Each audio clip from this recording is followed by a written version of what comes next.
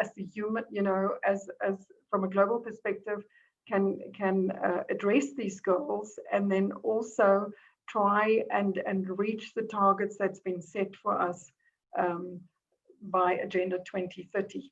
So now when you look at these goals, there's a ripple effect. So if you're talking about good health and well-being, it can have a ripple effect on decent work and economic growth, because if people are healthier, they're more productive, and it has a complete ripple effect on it. So if people are healthier, they're more productive, we employ more women, we reduce inequalities, we can possibly afford maybe affordable clean energy, specifically in Africa.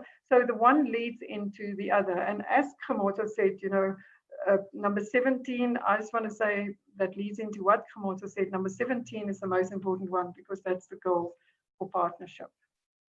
So let me carry on about what we are doing here today. I just want to see if I can go to the next. Oh, I'm sorry, but something's happened and now I can't. Can you just give me 2 minutes to stop sharing, and then I'll reshare if you don't mind, because there's something wrong with the presentation.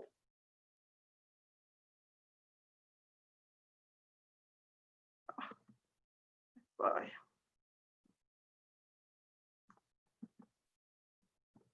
Excuse me, I'm sorry, 2 minutes. Don't worry, I think technology is the better of all of us. Oh, thank you, Kgamoto. I think what's happened is that I've now got 2 presentations open, and that happens in Zoom. If you've got 2 presentations, then your arrows don't work, your down arrows don't work. So let me just go back. I've learned that during the, in all of this time. Okay, let me just start the slideshow again. Not from the beginning, but where we are. Gone past that. Okay, so I was here, and then I've got another video to show you, just to explain where the sustainable development goals fit into gender equality. So if you just allow me, I'll play the next video for you. The 2030 Agenda for Sustainable Development promises to make human rights real for everyone, everywhere. It has 17 goals, and gender equality cuts across all of them. At a time when we're facing conflict, extremism and environmental degradation, the SDGs focus on sustainability, equality, peace and progress.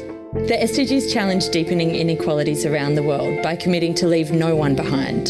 The 2030 Agenda is very clear. There can be no sustainable development without gender equality. In reality, however, gender inequalities are pervasive in every dimension of sustainable development. Globally, women and girls are overrepresented among the extreme poor. 330 million women and girls live on less than $1.90 a day. That's 4.4 million more than men. In nearly 2/3 of countries, women are more likely than men to report food insecurity. Despite recent progress, access to quality education is still not universal. Globally, 15 million girls will never get a chance to read or write, compared to 10 million boys. Climate change has a disproportionate impact on women and children. They are 14 times as likely as men to die during a disaster. The majority of urban women are living in conditions where they lack access to clean water, improved sanitation facilities, durable housing, or sufficient living space. In many areas, the current rate of progress is too slow to achieve the SDGs by 2030. To turn promises into... Sorry, did I touch something? Action, we need to step it up now. We need public action to tackle inequalities and discrimination. We need to invest in policies and programs that work for women and girls. We need more and better data to assess whether what we are doing for women and girls actually works. And we need greater accountability at all levels for commitments made but not met. Let's turn these promises into action. And gender equality into a lived reality for all women and girls. It's up to all of us to ensure the journey is successful.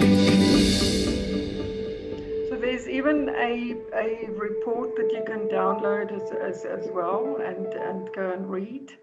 So yeah, what are we here today? I want to talk about gender equality because it's Women's Month, and not only because it's Women's Month. I think gender equality should become part of our everyday thought process, because we as women can actually ensure that we push for that change that's needed. So when I talk about gender equality, we talk about transgender, about about gender queer, about gay. Everybody is included when we talk about gender, gender equality, and we do not exclude men from it at all. But I just, for today, I just want to talk about gender equality between us, between women, because I think that to a certain extent, when we talk about privilege, and if we talk about white privilege, there's also been male privilege, because I'm going to show you some stats just now about where we are from a gender equality perspective in business, and we see it every single day. I mean, women are still not earning the same as men. So here are some of the targets, so underneath each sustainable development goals, the countries has got together and they've put different targets together. So it's so if we look at the first target is end discrimination against women and girls. There's just so much work to do about that, because you'll see just now what is the difference in earning percentage, so as far as men and women. End violence against women and girls. Well, I'll show you a little bit more about that, because it's also something else that's very close to my heart. Eliminate forced marriages. That child brides are they doubled. Are 2 times more likely to be abused. Yes, the numbers are coming down, but it's really not coming down properly. Then value unpaid care and promote shared domestic responsibilities. I want to share the story with you. A very good friend of mine in Rwanda, they brought 3 kids in the family, and the brother always used to help with everything. He used to cook, he used to clean, he used to be working, sharing all of the domestic responsibilities with them. He then met somebody who he fell in love with, and everything changed. Because when he got married to this lady, she said, no, we don't want you in the kitchen. You must sit over there. And that's us women that's doing that. So I don't know, Kamoto, what do you think about that? Because we do that. Because, oh, no, you don't have to cook. You don't have to do anything. You just go and sit there. We'll do everything. And who's to blame for that? Who's to blame for that? I think it's such an interesting point that you made. And I had this discussion recently about embedded patriarchy, and how it's not only embedded in men, but it is also embedded in women. And I really want to ask you, what role you see sort of cultural and social norms playing in both creating these issues, but also the possibility of us being able to solve these problems. Because if I think about it, and I don't mean culture like African culture specifically. Yeah, I think no. I think that the idea that men are breadwinners has taken us to a place where men's salaries are higher. Those are the kinds of embedded norms that create systemic problem, or create and sustain systemic problems. So, I mean, what do you think our role is in terms of changing and shaping really psychological norms? I think, you know what, Kamoto, we have to. And I think, unfortunately, my generation, the older generation, we ain't going to change. You know what, when gender-based violence step into the room, I'm always going to say to my daughter, try and sort it out and go back, which is totally the wrong thing to do. Because how can you send your daughter back into a relationship because you possibly have experienced it in your life? So you know what I mean, you sort of accepted it. And that's where the psychological and the psyche part came, and the cultural part comes into it, because I'm a gender-based violence survivor. So for me, I understand it, and yeah, I've got another slide when I get further in my presentation where we're going to talk about the cultural side, because I think it is so important for us, because we never ever going to achieve gender equality if we as women don't change our mindset. So we are the first ones that need to take that step in order to change our mindset. So 100%. thanks for that, because it's very important.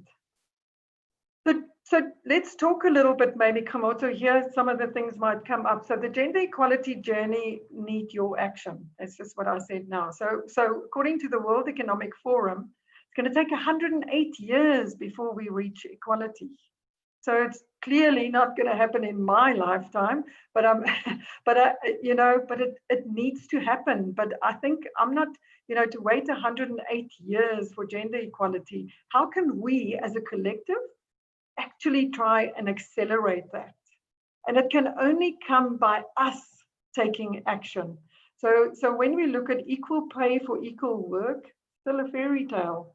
The gender pay gap at the moment is that women pay 28% less, are being paid 28% less. And that's according to an International Labour Organization report. So why? If we're doing the same work, why are we being paid 28% less?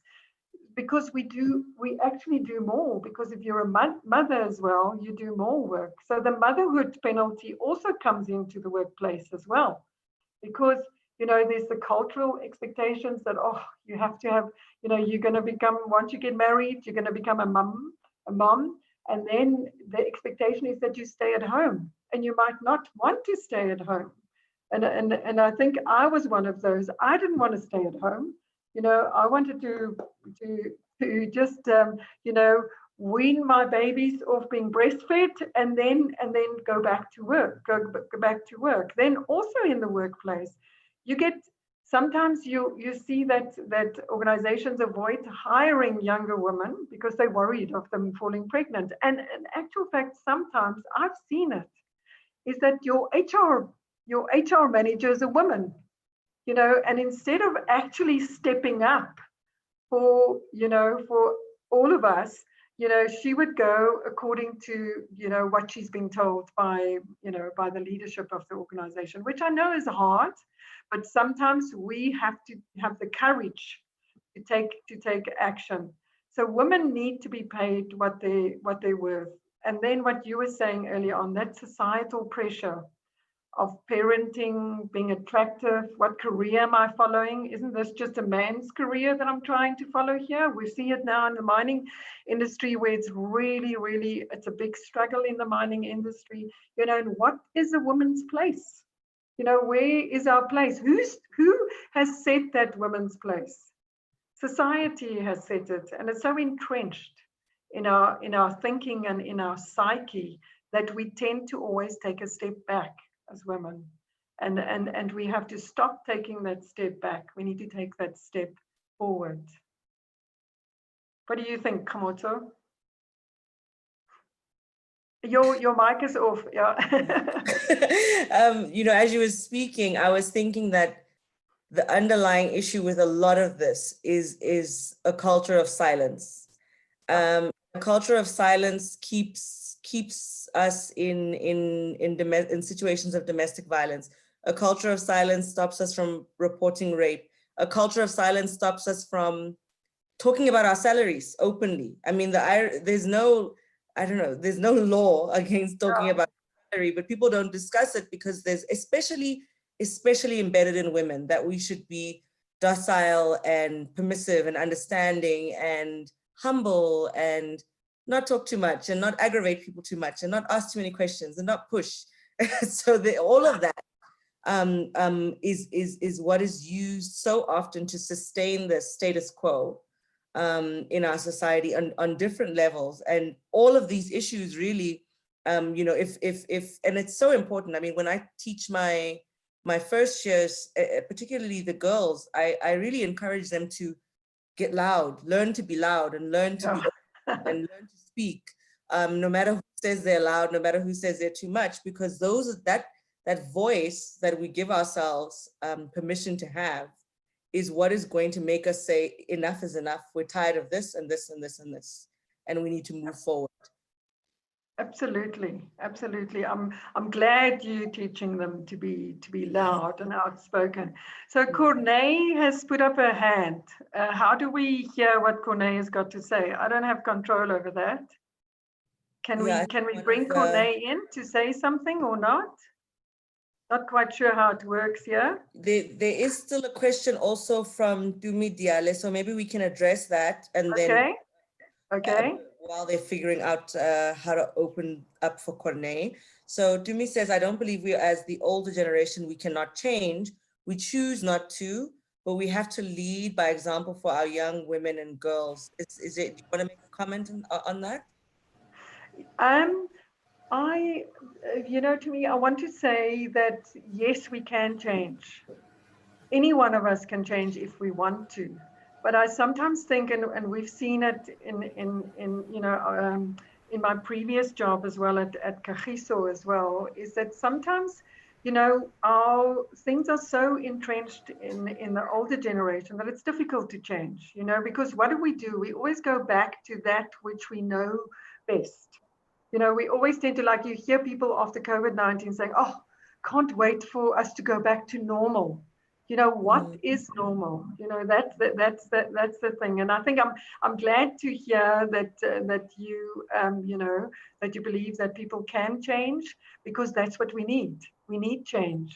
We actually do need change. And I mean, if I can also, my parents are in their 60s. And, I had never really openly had these kinds of conversations about gender equality, any really discussions around feminism, for many years with my parents. And I had a personal incident where I was harassed, which is really, unfortunately, such a normal part of women's lives. But the individual was a family friend, and I was very reluctant to talk to my parents about it. And I was, in my 30s already. And the day I did, my folks came out guns blazing, and they just said, we believe our child. Doesn't matter what this other person says, believe her. And it's not okay. And no matter how this individual may try and justify the actions, it's not okay. And to get that response, and I could see that embedded in that was not only protection of their child, but also an understanding of the social dynamics between men and women and how difficult it is for women to speak. And these people are in their 60s. So I do think it's very difficult to change. It takes will on the part of an individual, young or old, to be honest. So it's really about whether or not an individual is willing to change and learn and grow.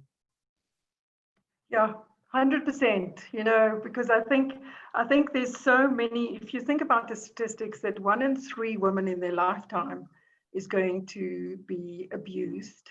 And it's very, and I think what your parents have done was absolutely amazing, because you do sometimes get the parent that says, no, we can't say something because he's a respected eldest in the, in the community. So let's rather keep quiet because nobody's going to believe us. So we've seen it now. I think it was at a church in Cape Town. They posted, on Women's Month on the 9th about this bishop that actually raped a reverend, and nothing has been done about it because we tend to protect it. Doesn't mean that you, and I said to Anne from UN Women, I said, Anne, don't ever tell me to respect an elders, because you cannot just respect somebody because of their age. You've got to respect them because of their behavior. That's what you have to do. So what can I do? This is the one thing that we always ask yourself. So what can I do about helping gender equality along, or what can I do as a woman? We need to empower ourselves. That's the big thing, and that's what I said. And I hope you can see my screen because I had to reload it. So you need to make a conscious decision, as you said, Kamoto, that you're going to speak up. You're going to empower yourself. You're going to tell those first years to speak up and be loud, and that's what we need. So, and then if you look at goal number 5, which is about gender equality, you can give some of your time for free. So find a charity that you can support that helps you to empower yourself as a woman, and then be aware of gender stereotypes. I think we prejudge each other more so than any men actually do as women. We really, really do that. Oh, my goodness, doesn't she look fat? Or, oh my God, can't you do something about her hair? It's like we really, really do that, and we've got to really check ourselves. That's what we have to do. We've got to check ourselves as sisters, because that's what we are. We need to support each other, and we need to check ourselves. We need to stand up against harassment and abuse. And I'm going to talk about that in a minute or so. We need to voice our support for equal pay and for equal work. I think, we need to take the action. We need to start speaking up about it.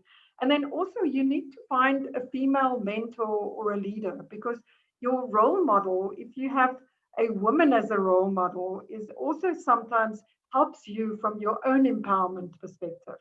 Because I think what we tend to do is we look at, there's this male CEO or there's this male mentor that we want, but find yourself a female mentor. And there are people that is prepared to do that. And then make sure, please, that you share the workload at home. I know, if you, it's very difficult, but to ask and to start helping, ask the man in your life that you can share the responsibilities at home. And these are just quick basic steps about how we can take action to bring about change. And the last point for me is very important. You need to read, you need to learn and be informed about your rights. Because as South African citizens, I actually think, and this is my own personal view, I think probably only about 5% of us know what our real rights are, because we really need to empower ourselves by, staying informed. Okay, so that's, I don't know if anybody has any questions. Is there any other questions, Komoto? No, not here. I think you can carry on, and then maybe I'll get to my questions when you're done, or I'll jump in. Okay, so now what can I do? So let me tell you what I did. When Tshegofatse Pule got killed I think it's about 6 or 8 weeks ago, or 9 weeks ago now. And because I'm a gender-based violence survivor, I sat here that Sunday, just, after she got killed, and I said, it's not okay. What's happening in our country from a gender-based violence perspective is not okay. Our president then I think it was on the 22nd of June, was also talking about it, because this gender-based violence is our second pandemic. It really is. From a South African perspective, we carry that shame as a country that we have some of the highest rape figures in the world. And the thing is, it's because, as you said earlier on, Komoto, is that this is silence. We don't talk about it. And I know, because I never used to talk about it. I used to hide it from my family, from my friends, never wanted to speak about it. And you tend to get into this hole where you feel that you're never going to get out of.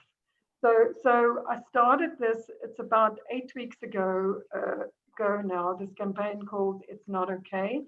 And it's hashtag It's Not Okay. I don't know if some of you have seen it. We work with also with the gender-based violence and femicide, the NSP committee that our president has started. The posters are all over the streets if you get to drive around. We're in the car train stations as well. So we're trying to build this movement. This is a movement that we're trying to build. We're not asking money from anybody. All we're asking people is to support the movement. Yeah. Is there somebody else there, or is it somebody's mic that's not Sorry, off? Portia, you are unmuted. Oh, she's fine now. Okay. Okay, so this is what we did about 8 weeks ago, and this is called #It'sNotOkay. We're trying to get 1 million signatures on our website, which is www.itsnotokay.africa, so that we can actually influence policy change. That's what we're trying to do, because there's a lot to do from a policy perspective and as far as gender-based violence, because what we find is that our perpetrators tend to get away with it. Our police stations are really not equipped and they're not ready for it. The hospitals, everybody needs to be, there needs to be a shift as far as that is concerned. And I think our president is supporting it all the way.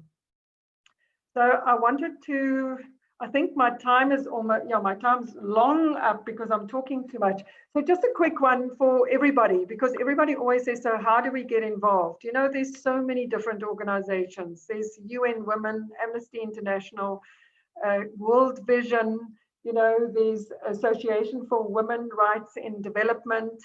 There's Girls Not Brides, there's Chimes that was started by Gucci, which is a really nice initiative as well.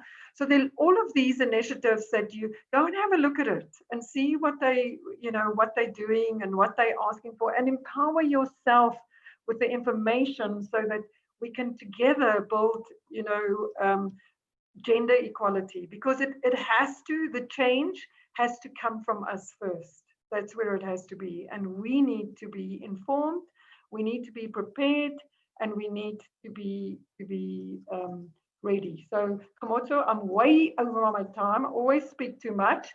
And there's just, you know, our Twitter, you know, our website and Facebook pages for Street Value as well as for It's Not Okay. And I want to thank you all for your time. And I want to ask you all, please, ladies, we have to fight for our rights. We really have to. And thank you for allowing me to speak to you about this. Thank you so much, Tiki. I would actually ask you, as I asked you a couple of questions, perhaps keep that last slide up, okay. so that people can actually take note of those addresses and handles and all of that. Okay, and thank you. Engage with the movement further, but just to go back a little bit to the earlier parts of your presentation as a start, and sorry for the audience, I continue to encourage you to ask questions. I have a bunch of my own, but I will make room for you. But I think I encourage you to keep asking questions as we go along. But so what I saw from your presentation, what really excited me was, you know, talking about shared value, talking about collaboration, especially between sort of civil society, the state, and corporate, and how valuable that is in empowering women. And I wanted to get your perspective about how are we doing as a country in terms of effectively collaborating with one another to empower women. I think the collaboration part, Kamoto, if I can just say, we've seen the collaboration during COVID-19. I mean, you've actually organized. It was unbelievable how, you know, some organizations or most organizations stepped up. Look, we've gone through a lot of heartache. We know that because a lot of people lost their jobs.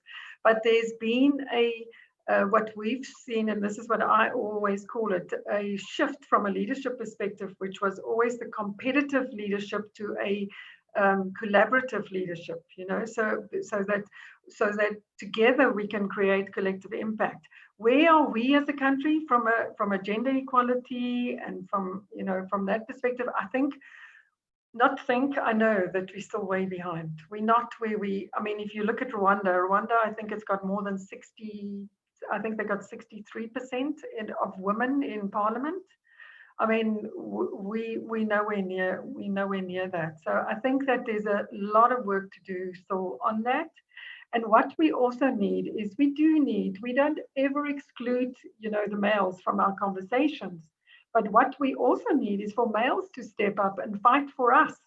You know, that's what we need as well. We really need to encourage that, you know, encourage that as well, because that all you need is for one person or one CEO or one big leader to take the lead, and saying that I'm making my entire board is going to be females. It's like that one first step that somebody needs to take to bring about change.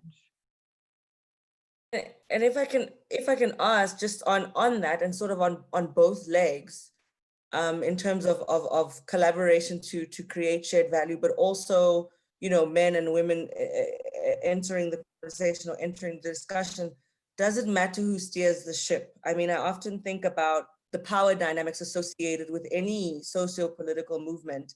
If we're looking at maybe a collaboration between government, civil society, and corporate, does it matter who is in charge? Because I mean, you might find corporate, because of the big bucks, sort of steering the direction of the transformation, or steering how and when, and creating those parameters. And similarly, when you talk about men entering the debate, often I find that men tend to steer this transformation in a way that sustains patriarchy and creates a hero complex in them, which troubles me a lot. So, I mean, does it matter? Does it matter who's in charge? I think so. I want to share something with you today from my own personal experience, because I've traveled a lot in Africa, because that's where where our business lies. So for me, I think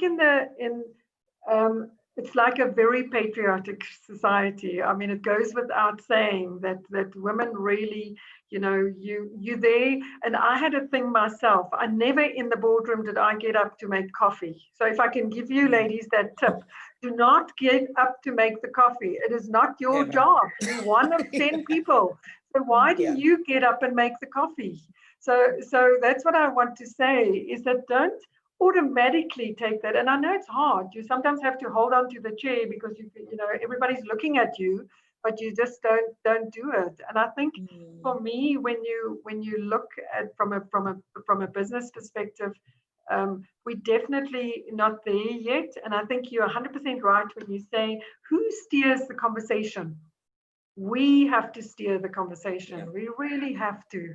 There's some really, we've got some great female CEOs, and the thing is, what we have to do as a collective, we really need to steer the conversation so that we can bring about change, and then bring the men along with us, those that want to support us and come with us. Because what we're going to do from a shared value perspective, if you go to our website and you look at what we do, we're going to challenge the CEOs. We're going to send out a letter at the end of August to all of the CEOs to ask them to put gender-based violence and femicide on the agenda in the boardroom.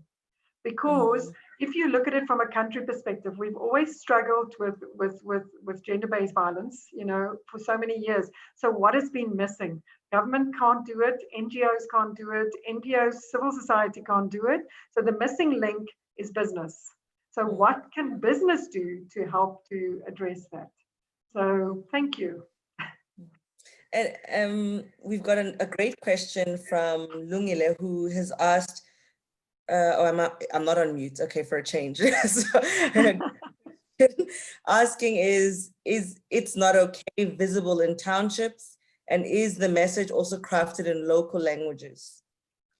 At the moment, so thanks for that question. At the moment, we've just got the hashtag "It's Not Okay." We haven't done it in any local languages. So what we had to do is also, for us, we had to go where we could get free advertising. Let me put it that way. So what we've done is we had to rely on our advertising companies who gave us the free space to put up, the posters everywhere. But as we grow, because that's what we're doing, we ask everybody to support us. We go to the private sector as well. We've got a set of material that we send to anybody that they can use. So if you want to contact me, I can send you the set of material. You can make up your own material. There's social media messages that you can download from our website. Anybody can download it and use them. Because is like what we did is, initially when I sat down, I wanted it to be like Black Lives Matter, this movement, but we as South African citizens, this movement belongs to every single South African citizen that is want to fight gender-based violence and femicide. So hope I answered your question, but we're not in local languages yet. Thanks. Yet. Yeah, So I we know. look at that. And I think maybe my last question, this is the University of Johannesburg. We've got a lot of students who are going to watch this video, and a lot of students who are grappling with where do they fit in this discussion? Where do they fit in this fight to empower women? And I ask this question not only on behalf of women students, but also men. How can they situate their expertise or their developing expertise to play in this game? What are the things they should be studying? What are the things they should be engaging with? What do they do to place themselves in the arena? Are we talking about gender-based violence or fighting gender-based violence or gender equality? What do you think? Let me say gender equality, and I suppose, the idea. Yeah. I guess what my request is always when I look at, and I always say I would love to get more male voices involved in pushing gender equality and also pushing it's not okay, because that's what we need to do. We need to get the support from the males as well for this, because it shows that they actually supporting us from that perspective. So for me, how do you do it? I think it starts off with yourself as well, is how do you as a young male treat your girlfriend? Do you respect her? Do you speak to her in a really respectful way? Everything starts with ourselves as human beings. Everything starts with ourselves. So treat people the way you want to be treated. And for me, that's the most important thing, is that if we can learn that, from a male or a female perspective, it doesn't matter. If we can do that, we'll get so much further. And the one thing that I also want to say is, for me, is something that I know that our Creator gave us is judgment. And I sometimes pray to God that, please take judgment away, because that's what people tend to do. They prejudge. And I think, we have to really, really make sure that we don't get into that loop. Thank you so much. This has been really, really an exciting conversation, and I've learned a lot. And really, just from my perspective, and in closing, for me, I really love what you had to say now about it starting with us. I think that people, we get so caught up in wanting systemic change, and that is hugely significant and hugely important. But at the end of the day, systems are made of people. Systems are made of individual people who are actors and agents and foot soldiers of those systems. And if we are those people, it really, the reckoning has to start at home. And I would hope that this conversation, it has done this for me, but I would hope that this conversation gets people thinking about their role in perpetuating gender myths and all of the stereotypes that have been sort of created and built over many, many, many years. I watched young men that I know have a dialogue about this. If we're talking about men, entering the arena, having a dialogue about this, and they spoke so passionately about how they had created and perpetuated patriarchy in their homes, growing up as young boys, and how they've taken this into their relationships and into their marriages, their young marriages, and the work that they've had to do to uproot those norms that were created, long time ago. The work that they've had to do to uproot those systems within their families, and even engaging with their mothers. We talked about women perpetuating these things and saying, Mom, why don't I do the housework and cook? Why is it only my sister that does that? So it is so important to make yourself uncomfortable in eradicating these gender norms within you. I think if you're not uncomfortable, you're not doing it. If it doesn't upset you or bother you, to root those norms within yourself, I think you are not doing it properly. So I really think the conversation has steered a lot of people in the right direction and will continue to do so. It will be up on the UJ University of Johannesburg Library Facebook page and the University of Johannesburg Transformation Units page. So it's something that everyone can watch again and in future. Thank you again, Tiki, so much. Do you have any famous last words for us? I just want to ask you, and I want to say that UJ actually is part of the hashtag It's Not Okay movement. They were the first university to take the step to say that they're supporting the movement, and since then the others have followed. And that's what I meant when I said you need somebody to take the lead. And if you, the woman within your community or within your household that takes the lead, do it, because it's worth it. We need change, and we need to fight for that change. And we can do it in a gentle way. We don't have to fight aggressively, but we can do it in a gentle way. And I just want to thank you, and Kamoto, thank you for the conversation. It was really great talking to you. And thank you everybody that was watching today. Thank you so much. And thank you to the University of Johannesburg. Thank you to our wonderful library. Thank you for our wonderful transformation unit. Thank you to all the faculties involved, especially my faculty of law. So I need to send a little extra note. Thanks to the faculty of law and our executive dean, Professor Mpedi. Thank you so much, everyone, for joining us today. We hope to see you again soon.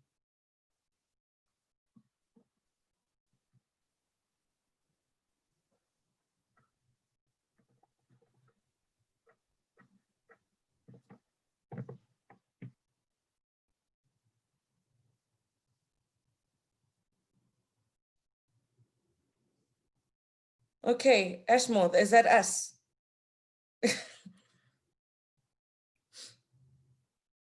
Yes, we are still here. I'm still here. Well, I'm still here. But we are done, right? You're done, so you can go.